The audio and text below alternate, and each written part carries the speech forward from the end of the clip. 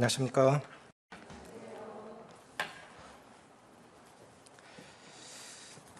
골로새서 3장 15절부터 17절까지 같이 보시겠습니다. 신약성경 327쪽 같이 보시겠습니다.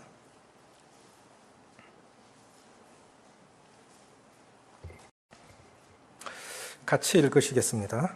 시작. 그리스도의 평강이 너희 마음을 주장하게 하라. 너희는 평강을 위하여 한 몸으로 부르심을 받았나니 너희는 또한 감사하는 자가 되라.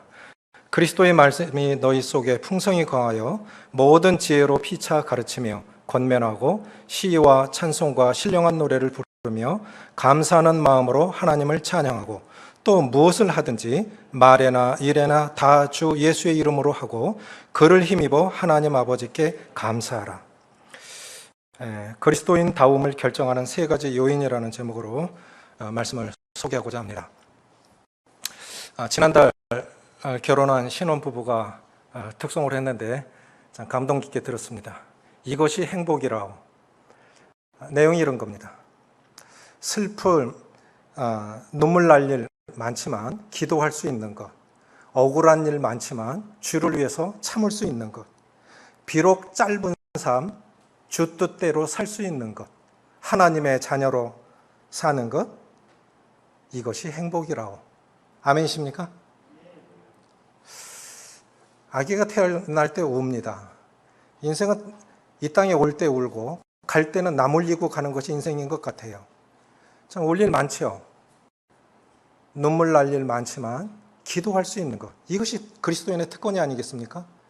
억울한 일 많지만 주를 위해서 참을 수 있는 것, 비록 짧은 삶, 주 뜻대로 살 수 있는 것, 하나님의 자녀로 사는 것, 이것이 행복이라고. 이것이 그리스도인의 가장 큰 특징이요 특권이라고 생각이 되집니다. 이렇게 생각해 봤습니다. 무엇이 가장 가치 있고 보람 있고 영광스러운 삶일까? 하나님 없는 사람들도 이것을 추구합니다. 가장 가치 있고 보람 있고 영광스러운 삶이 무엇일까? 나다운 나로 사는 것이라고 생각이 되집니다. 뭐라고요? 나다운 나로 사는 거예요. 그것이 우리는 이미 예수 그리스도를 주로 영접했기 때문에 하나님의 자녀가 됐고 그리스도인이 됐습니다. 그래서 그리스도인으로 살아가는 것이 가장 가치 있고 보람 있고 영광스러운 거예요.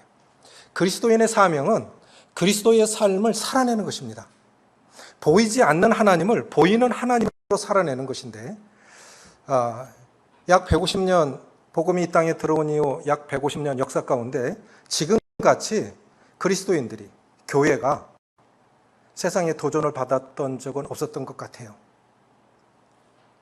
예수 이야기만 꺼내면 아주 굉장히 예민한 반응을 일으킵니다. 교회 이야기만 꺼내면, 성경 이야기만 꺼내면. 왜 그렇게 됐을까? 그 중에 가장 중요한 이유가 예수님 안 믿는 사람들도, 세상 사람들도 하나님 믿는 사람들에 대한 기대가 있습니다. 그런데 그들이 기대하는 그리스도인다운 그리스도인이 별로 없다는 거예요. 교회다운 교회가 별로 없다는 거예요. 그래서 실망이 그렇게 나오는 것입니다. 이건 우리가 회개해야 할 부분이에요. 물론 그들 속에 잘못된 것들도 있고 정치가 엮여서 나오는 것들도 있겠지만 이건 우리가 회개해야 할 부분입니다. 그리스도인, 내 속에서 그리스도인다운 그리스도인의 모습이 있을까? 우리는 정말 교회다운 교회의 모습으로 세상에 보여지고 있을까? 이 주제는 정말 중요하다고 생각이 되집니다. 왜냐하면 인생의 성패를 가누는 것이 여기에 있습니다. 인생의 성공 실패가 이 하나님께서 우리에게 주신 이 선물, 그리스도인다움을 결정하는 이 세 가지 요인 속에 있습니다. 그것이 뭐냐면 그리스도께서 우리에게 주신 평강이에요. 그리스도의 말씀이에요. 그리고 주님의 이름으로 행하는지의 여부입니다. 이것이 인생의 성패를 가르고 인생의 행불행을 결정하는 것도 여기 있습니다. 자, 15절 같이 읽습니다. 시작. 그리스도의 평강이 너희 마음을 주장하게 하라. 너희는 평강을 위하여 한 몸으로 부르심을 받았나니 너희는 또한 감사하는 자가 되라. 그래서 그리스도인다움을 결정하는, 이 앞쪽에 보면 하시는 말씀이 뭐냐면 옛사람을 벗어버리고 새사람을 입으라. 그럼 예수님 믿기 이전의 모습이 아닌 새 사람의 모습이 그리스도인 다움이 아니겠습니까? 그 새 사람 다움의 첫 번째 특징이 무엇이겠습니까? 평강입니다. 예수님을 우리 속에 모심으로 우리 속에 평화가 임했어요. 진리를 알지니 진리가 너희를 자유케 하리라. 이 평화가 임했는데 그런 그리스도의 삶 속에 이런 감정적이나 이 외적인 환경적인 요인으로 인해서 흔들리지 않아야 되는데 똑같다는 거예요. 손해보려 하지 않아요. 똑같다는 거예요. 그러니까 예수 믿는 사람은 맞아. 구원받은 사람은 맞은데 그 사람 삶 속에서 세상이 줄 수 없는 평강이 우리 속에서 나타나야 되는데 똑같은 거예요. 우리가 참 그런 거 부끄러울 때 많잖아요.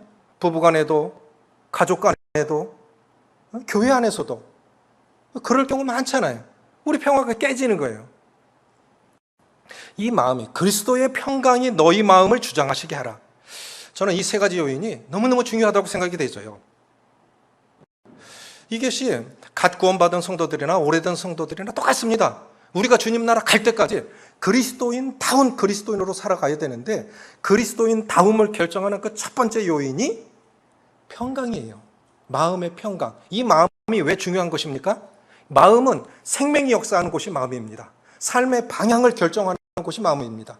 잠언 4장 23절에 보면 무릇 지킬 만한 무엇보다 내 마음을 지키라. 생명의 근원이 이에서 남이니라. 생명이 어디서 난다고요? 마음에 있어요. 죽어야겠다. 그럼 죽는 거예요. 살아야지. 그럼 살아요. 살고 죽는 게 다 마음 결정하기 나름입니다. 누가 용서가 안 돼. 마음이 그렇게 된 거예요.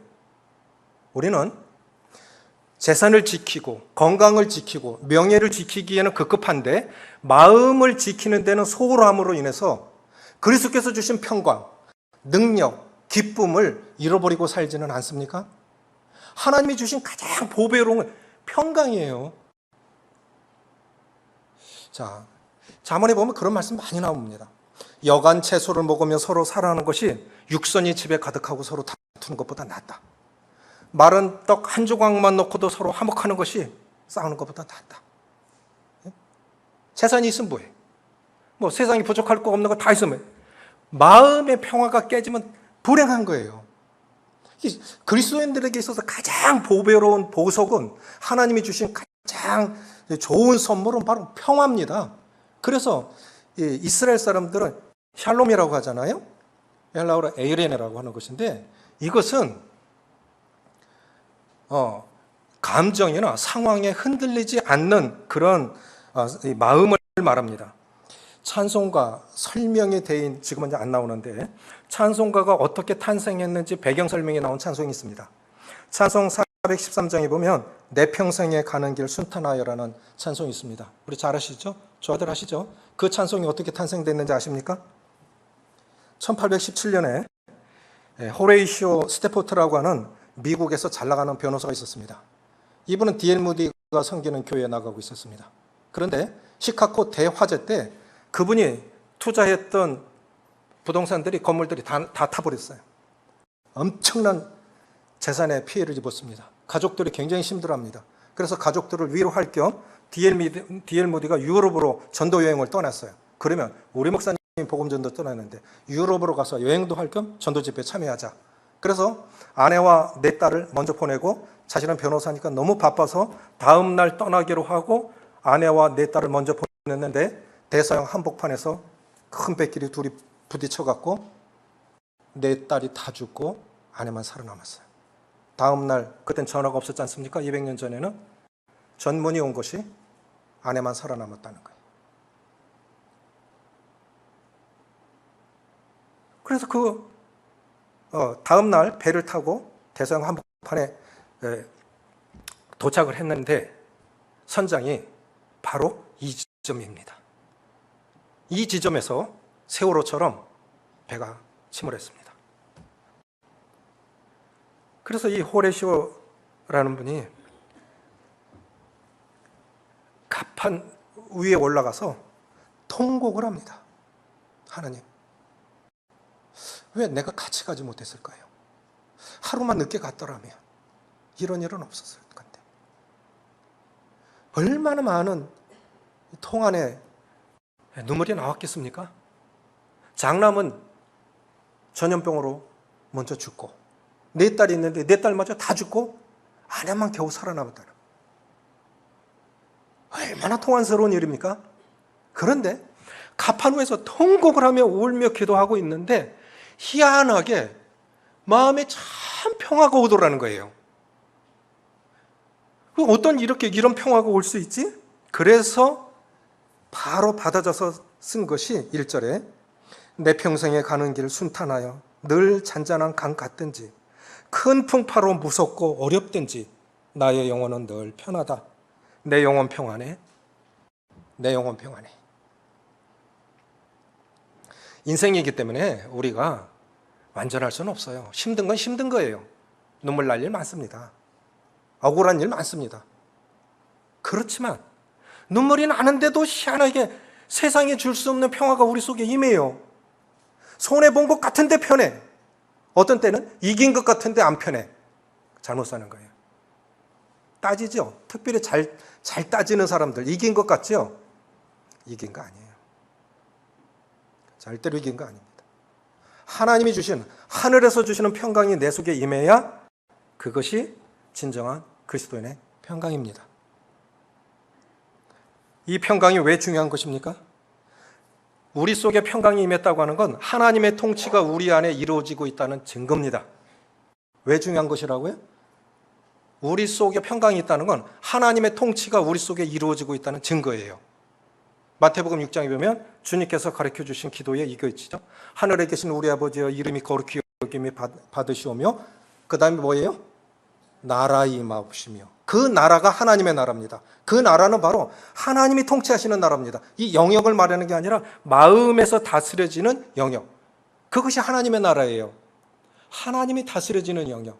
그래서 하나님의 통치가 하나님의 이 그리스도의 평강이 중요한 이유가 하나님의 통치가 그 안에서 이루어지고 있다고 하는 증거예요. 그래서 평강이 중요한 것입니다.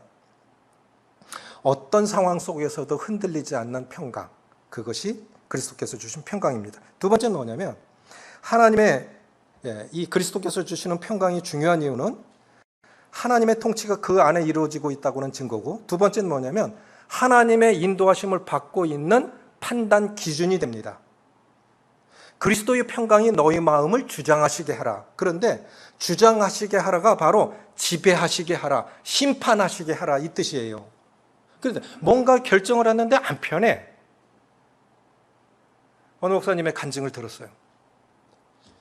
한국에서 몇째 가는 큰 교회인데 미국 유학하고 박사학위 받았는데 하나님 말씀을 주시는,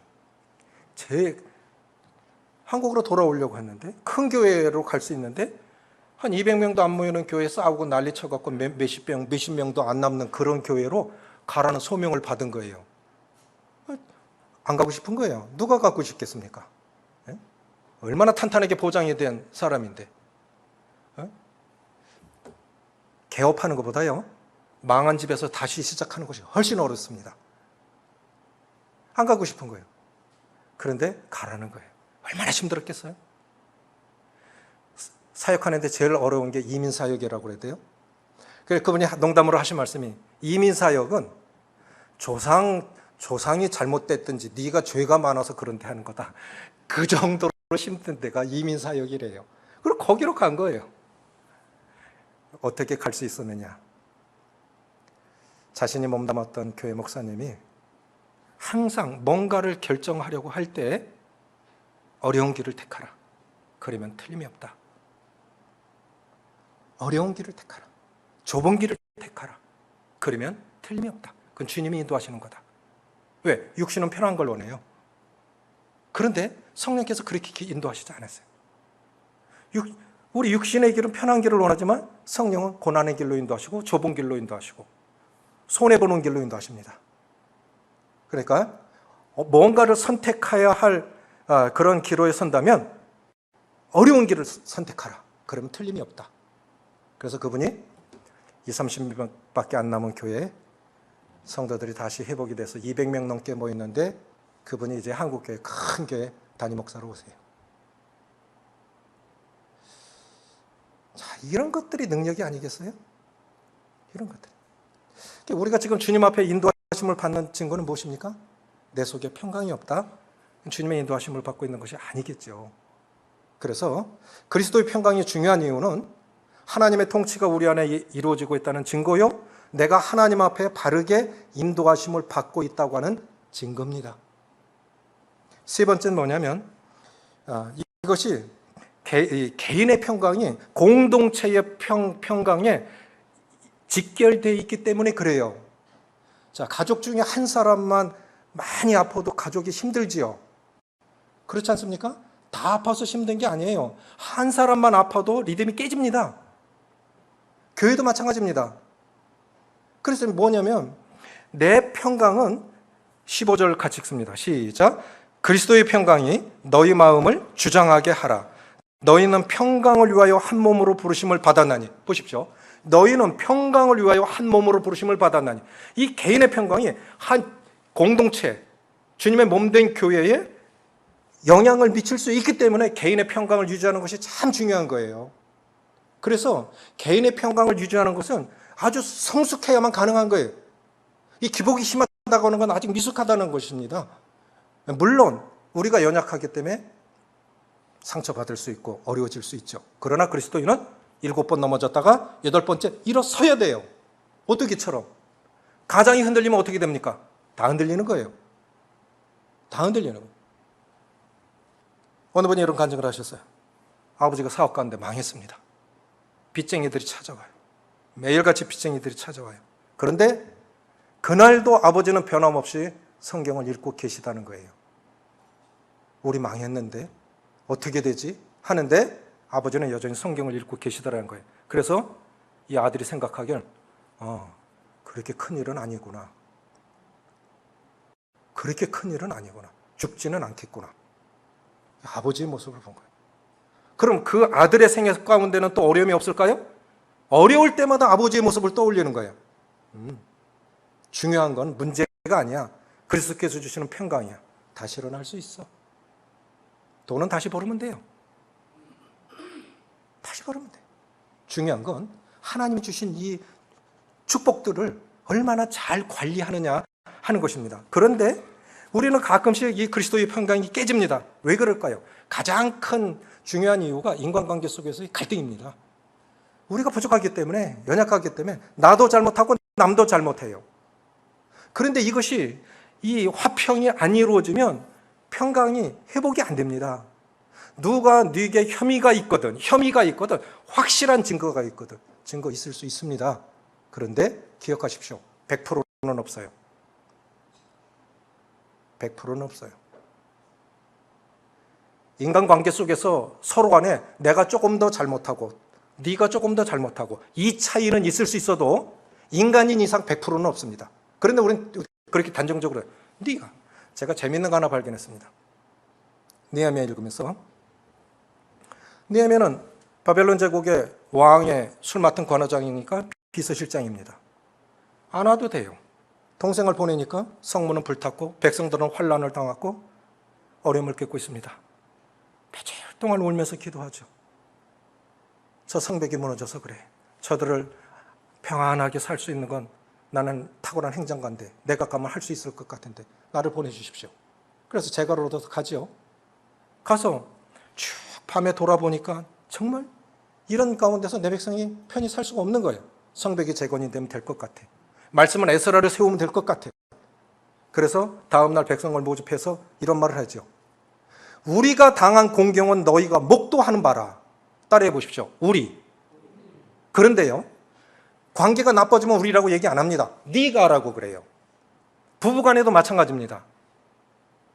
한 몸인데 한 인격인데 부부간에도 갈등이 생기면 너 그래요. 우린 좋은 일에는 우리라고 그러죠. 우리가 이겼어. 우리가 죽고 이겼어. 좋은 일에는 우리라고 그러는데 나쁜 일에는 너라고 그래요. 여기서 나타나는 거예요. 우리의 당한 공경은 너희가 목도 하는 바라. 진정한 성숙은 무엇입니까? 자, 이 일을 놓고 우리가 어떻게 기도해야 되겠습니까? 교회 일에 있어서나 가정사에 있어서나 특별히 지도자들, 인도자들은 우리라고 말할 수 있어야 돼요. 네가 잘못했잖아. 아주 아직 미숙한 거예요. 아직 미숙한 거예요. 자, 이런 상황이 이런데 우리가 어떻게 기도해야 되지? 우리가 어떻게 기도해야 되지? 좋을 때는 우리라고 말하는데 나쁠 때는 너라고 말해요. 이게 잘못된 거예요. 우리라고 말하십시오. 우리가 어떻게 말하느냐에 따라 하나님의 축복을 결정하실 거예요. 따라해보세요. 우리. 너가 아니에요. 우리예요. 잘돼도 우리가 잘된 거고 어려워도 우리가 어려운 거예요. 아멘이십니까? 이제 너라고 말하지 마세요. 우리라고 말하세요. 그래야 하나님이 축복하십니다. 두 번째는 뭐냐면 삶의 모든 문제를 주님께 맡기지 못하기 때문에 평강이 깨지는 거예요. 빌립보서 4장 6절 7절을 보면 아무것도 염려하지 말고 오직 모든 일에 기도와 간구로 너희 구할 것을 감사함으로 하나님께 아뢰라.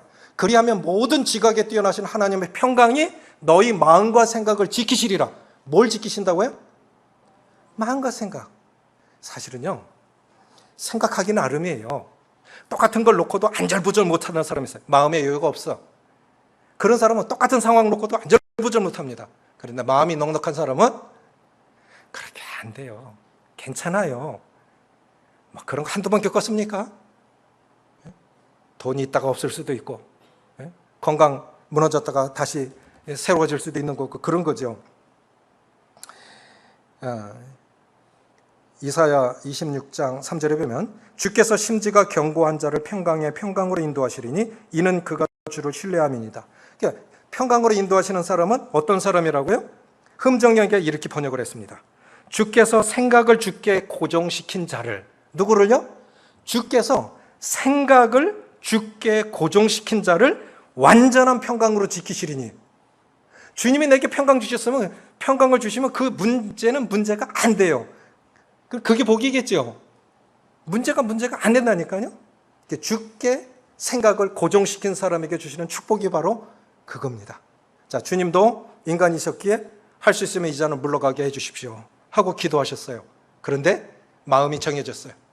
내 뜻대로 마시고 아버지의 뜻대로. 내 뜻대로 마시고 아버지의 뜻대로. 생각이 하나님께 고정시키면 됐어요. 그래서 주님께서 하신 말씀이 이제 내려가자. 이제 내려가자. 겟세마네 동산에서 땀방울이 핏방울이 되도록 기도하시고 마음이 정해져서 이제 내려가자. 그게 죽음의 길이에요. 갈 수 있는 거예요. 왜 우리가 결단을 못할까요? 마음이 고정이 안 된 거예요. 마음이 주께 고정이 안 되니까 결단을 못하는 거예요. 그래서 그리스도인다움을 결정하는 첫 번째 요인은 그리스도의 평강을 늘 유지하는 거예요. 그래서요, 우리 부족하니까 여전히 주님 나라 갈 때까지는 성화, 거룩해져 가는 공사 중 아닙니까?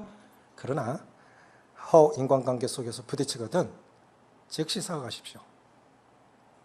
잘못했다고 잘하는 사람이 건강한 사람이에요. 내가 잘못했으면 당연히 사과해야 되죠. 그러나 내 평강을 위해서 사과해야 됩니다. 저는 그럴 때 많아요. 100%는 없어요. 나도 어느 정도 원인이 된 거예요. 내 평안을 위해서, 너의 평안을 위해서, 그리고 교회의 평안을 위해서. 내가 평안하지 않으면 어떻게 교회가 평안하겠습니까? 인도자가 평안해야 되죠. 가정이 평안해야 되죠. 그리고 내가 평안하지 않은데 주님의 인도하심을 받겠다고요? 잘못된 거예요. 그런 마음으로 예배드리면 안 되는 거예요. 나의 평안을 위해서, 너의 평안을 위해서, 교회의 평안을 위해서 사과 잘하십시오. 나의 평안과 너의 평안과 공동의 평안을 위해서. 두 번째는 뭐냐면 그리스도의 이름으로 행하는지의 여부입니다. 17절입니다. 16절. 아니죠. 그리스도의 말씀이 풍성히 거하는지의 여부. 16절 같이 읽습니다. 시작. 그리스도의 말씀이 너희 속에 풍성히 거하여 모든 지혜로 피차 가르치며 권면하고 시와 찬송과 신령한 노래를 부르며 감사하는 마음으로 하나님을 찬양하고. 그리스도인 다움을 결정하는 두 번째 요인은 말씀이 내 속에 풍성히 거하느냐의 여부예요. 거하다라는 이 말씀이 따라해 보십시오. 평안하게 자리 잡다. 말씀이 내 속에 평안하게 자리를 잡아야 돼요. 그래야 싹이 나고 열매가 맺습니다. 그런데 매 절마다 15, 16, 17절 매 절마다 맨 뒤에 뭐가 나옵니까? 감사하는 자가 되라. 감사하는 자가 되라. 그러니까 이 평강도 감사라는 토양에서만 평강의 열매가 맺힙니다. 말씀의 풍성도 감사라는 토양에서만 이 말씀이 역사할 수 있습니다. 불평하고 원망하는 사람 말씀 안만 갖고 있어봐요. 열매로 안 맺혀요. D.L. 무디가 이런 말을 했는데, 하나님께서 우리에게 성경을 주신 것은 지식을 더하라고 주신 것이 아니요 변화받으라고 주신 것이다. 아멘이십니까? 그런데 우리가 잘못될 때 있어요. 성경을 지식으로 배우면 오히려 상처 더 많이 줄 때 있어요. 그 말씀으로. 쓸 때 써야 되는데 그 칼이 아무데나 찔러. 자기 생각대로 찔러. 어느 분이 그런 말씀하시더라고요. 온전하게 치료할 수 없으면 손대지 마. 진짜 바르게 고쳐줄 수 없다면 손대지 마. 의사도 일단 열어봅시다. 뭐 아닌 게 배? 실험용이 되는 거죠. 그럼 큰일 나는 거예요. 어느 분이 이런 말씀을 하셨는데, 하나님과 나와의 거리는 나와 말씀의 거리와 비례한다. 그렇게 말을 했습니다. 하나님과 나와의 거리는 나와 말씀의 거리와 비례한다. 말씀을 얼마나 가까이 대하고 계십니까? 말씀을 가까이 하는 것이 하나님을 가까이 하는 거예요. 이 말씀 자체가 하나님이십니다. 우리는 왜 말씀을 가까이 대해야 할까요? 베드로가 그거는 자신을 몰라서 그렇게 한 거죠. 내 주님을 죽는 데까지 따라가겠습니다. 너희가 다굴기 전에 내가 나를 3번 부인할 거야. 내가 주님 죽는 데까지 따라가겠습니다. 실제로 그 마음이었을 거예요. 그런데 베드로는 자기가 누구인지를 몰랐던 거예요. 자기 연약을 몰랐던 거죠. 다굴기 전에 3번째 주님 부인하고 나서 닭이 울었어요. 베드로가 밖에 나가서 통곡을 합니다. 베드로 눈물교회가 있어요. 베드로가 거기서 이제 주님을 부인했다는 거죠. 참 마음이 뭉클해요. 그런데 베드로가 회복받을 수 있었던 비결이 무엇입니까? 우리가 때때로 잘못됩니다. 아픕니다. 영적인 갈등도 겪고 고통도 겪고 인생 자체가 그래요. 그런데 베드로가 회복받을 수 있었던 그것이 무엇입니까? 주님이 내가 다굴기 전에 3번 나를 부인하리라 하신 말씀이 생각이 나서 회복이 됐어요. 여러분, 사람이 이렇게 하는 거예요. 한계가 있어요. 사람의 격려, 한계가 있습니다. 말씀이 생각이 나야 돼요. 이 말씀이 능력이에요. 말씀이 능력이기 때문에 말씀을 붙들어야 돼요. 개인적으로 말씀을 대하든 강단에서 선포되든 어떻든 말씀이 생각이 나서 말씀을 붙드십시오. 우리가 말씀을 붙들어야 할, 우리 속에 말씀이 풍성해야 할 이유는 말씀이 있어야 시험에서 승리할 수 있습니다. 주님 세례 침례 받으시고 마귀에게 시험을 받으실 때 말씀으로 물리치셨어요. 그런데 희한한 건요, 사탄도 말씀으로 주님을 시험했다는 거예요. 사탄도 말씀으로 주님을 시험했는데 주님이 말씀을 안 갖고 계셨으면 주님 넘어졌겠죠. 똑같은 말씀을 갖고도 누구는 이렇게 해석해, 누구는 저렇게 해석해, 경험으로 얘기해. 그럼 연약한 성도는 넘어집니다. 말씀을 갖고, 말씀이 내 속에 풍성히 거해야 할 이유는 시험을 이기기 위해서. 두 번째, 거룩한 삶을 살기 위해서 말씀이 필요합니다. 시편 119편 말씀장이죠. 고린도전서 13장이 사랑장일 것 같으면 시편 119편은 말씀장입니다. 이렇게 말씀하고 계십니다. 청년이 무엇으로 그 행실을 깨끗하게 하리까? 내가 주께 범죄치 아니하여 주의 말씀을 내 마음에 두었나이다. 만약에 요셉이 하나님을 의식하지 않았더라면 넘어갔을 거예요. 그 혈기왕성한 청년이 못 이겨요. 우리 본성으로는 못 이기는 거예요. 그런데 어떻게 이길 수 있었습니까? 하나님을 의식한 거예요. 말씀을 갖고 있어야 됩니다. 세 번째, 주의 뜻을 이루기 위해서 말씀이 우리 속에 풍성히 거해야 됩니다. 말씀 자체가 하나님의 계시입니다. 아멘이십니까? 말씀 자체가 하나님의 계시예요. 야고보서에 이런 말씀이 있죠. 이 세상도 우리 육신의 자랑과 안목의 자랑과 이생의 자랑 다 지나가는 거예요. 다 지나가는 거예요. 이 세상도 그 정욕도 지나가되 오직 하나님의 뜻을 행하는 자는 영원히 거하느니라. 뭐만 남는 거예요? 하나님의 뜻을 행하는 자는 영원히 거하느니라. 그래서 말씀, 하나님의 뜻, 하늘의 뜻이 이 땅에 이루어지기를 원하고 말씀이 이 땅에 이루어지기를 원하는 그 삶만 남는 거예요. 그것만 남아요. 그러면 말씀 없이 어떻게 하나님의 뜻이 무엇인지를 알 수 있겠어요? 그래서 말씀을 가까이 대해야 됩니다. 자, 세 번째. 자, 그리스도인 다움을 결정하는 첫 번째는 그리스도의 평강을 유지하는 것입니다. 그럼 감사의 생활이 뒤따라야 되죠. 두 번째, 그리스도의 말씀이 풍성히 거해야 됩니다. 툭 치면 군인들 보세요. 이등병들, 훈련병들 툭 치면 바로 관동편에서 성병 나옵니다. 군기가 얼마나 센지. 제가 논산훈련소에서 2월 1일 날 입대를 했는데 희한하게 2월 달 겨울 아닙니까? 사람들이 그래. 내가 논산 쳐다보고 오줌도 안 넣는다 그래. 얼마나 그냥 고생을 했든지. 2월 달에 왜 비가 와요? 눈이 와야지. 그런데 마지막 이제 이렇게 평가받는데 철조망 통과하는데 철조망 밑으로 얼마나 사람들이 등허리로 기어 넘어갔는지 거기가 폭파였어요. 그래서 비가 왔으니까 어떻게 됐겠어요? 물이 고이죠. 그래서 나는 거기를 들어가야 돼. 얼마나 춥겠어요. 그래서 감기가 걸렸어요. 이등병 이제 열차 타고 어디로 팔려갈지도 모르는데 조교가 하는 말이 너희는 대한민국 제일 쫄따구다. 너희는 이제 죽었는지 알아라 그래. 겁을 팍 주는 거예요. 얼마나 긴장했던지. 자대 배치 받았을 때 감기가 뚝 떨어졌어요. 감기까지 떨어졌어요. 이것이 긴장하니까 군기가 탁 뜨니까 다른 잡다한 거 다 없어지더라고요.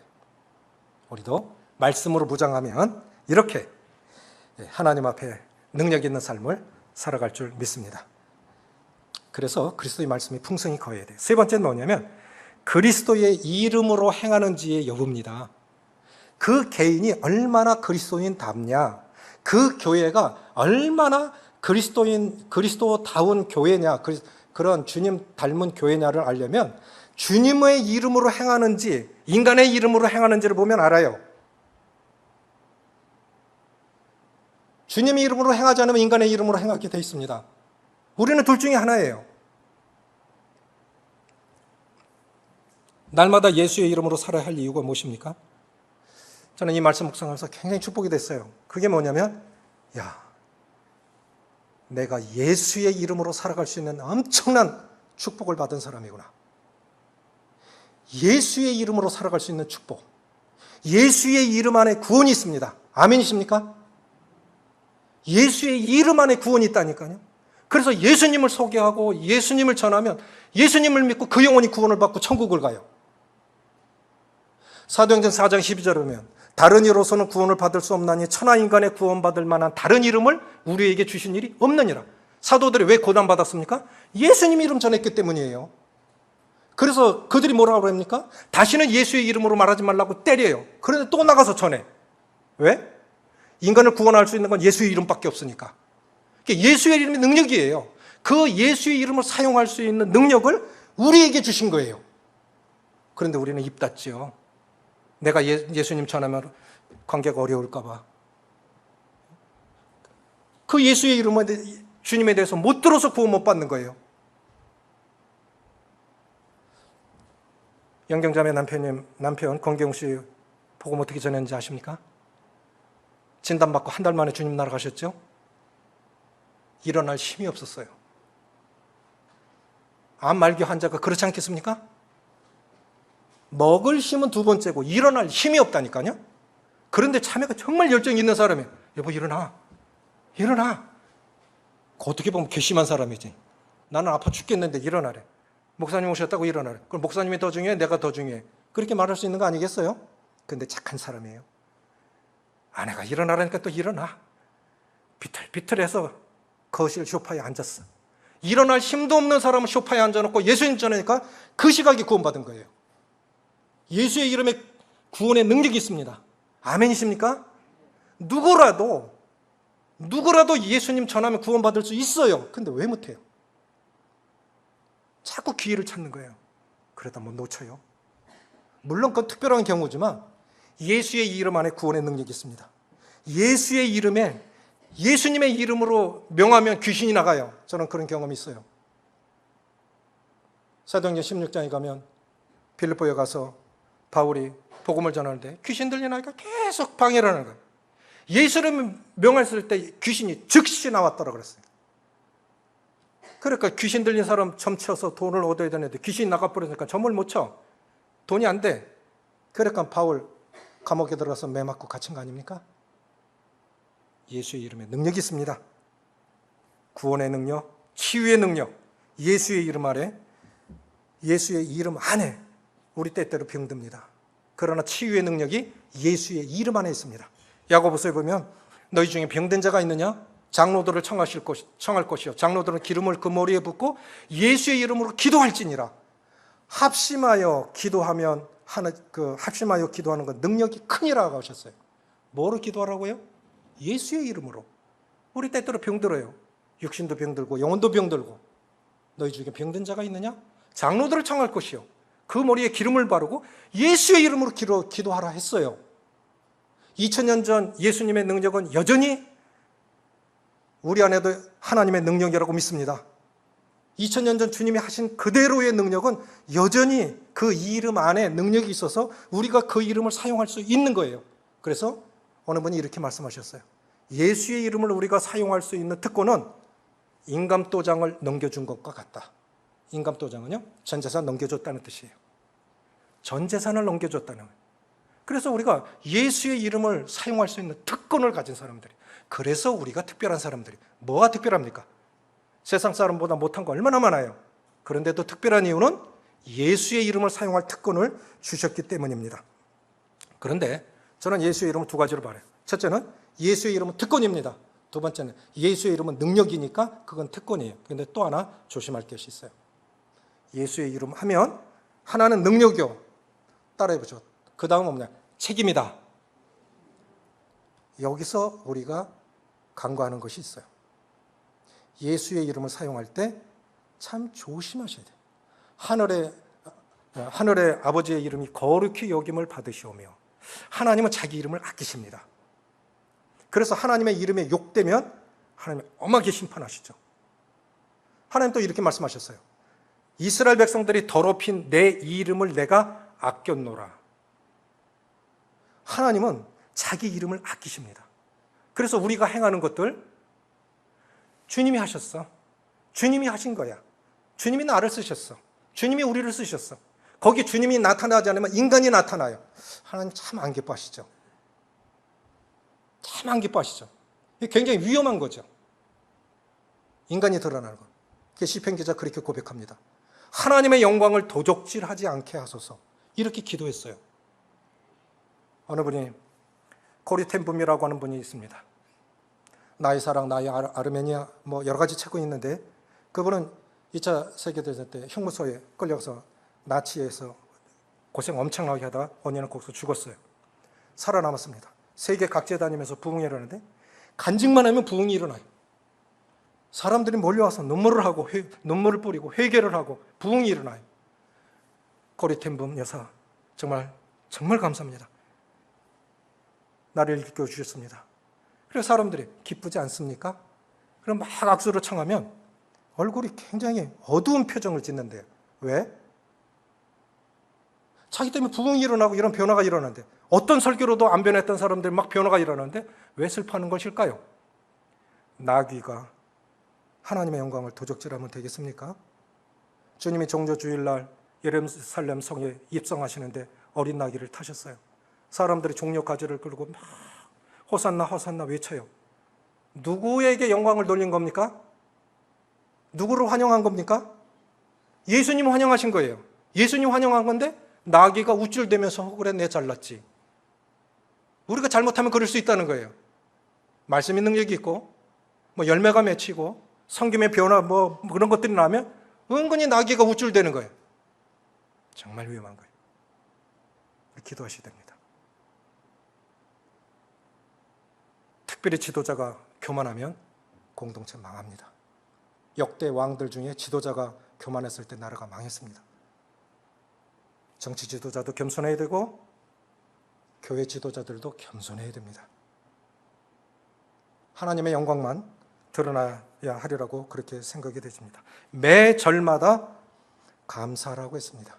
감사해야 이런 그리스도께서 영광을 받으실 수 있으리라고 생각이 되집니다. 어쨌든 마무리하면서 정말 주님 나라 갈 때까지 그리스도인다운 그리스도인으로 살다 가시는 것을 소원하셨으면 좋겠습니다. 지금도 잘 살고 계시지만 더 잘 사시는 성도들이 되셨으면 좋겠습니다.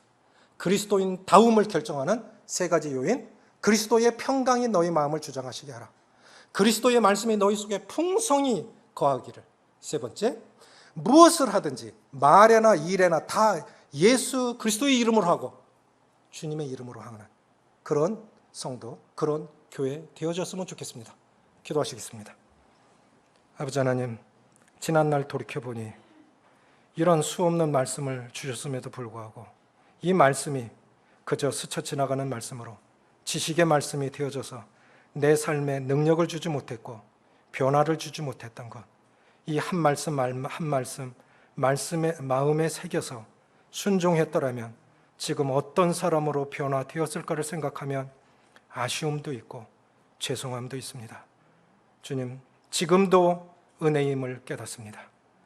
주님, 우리 남은 삶을 은혜로 인도해 주셔서 정말 그리스도인다운 그리스도인 사람으로, 하나님이 기뻐하시는 사람으로, 하늘의 뜻을 이루어드리는 사람으로, 그래서 무사람들이 우리 삶을 보고 우리 교회를 보고 그리스도를 발견하는 그러한 은혜가 임할 수 있도록 축복하여 주시옵소서.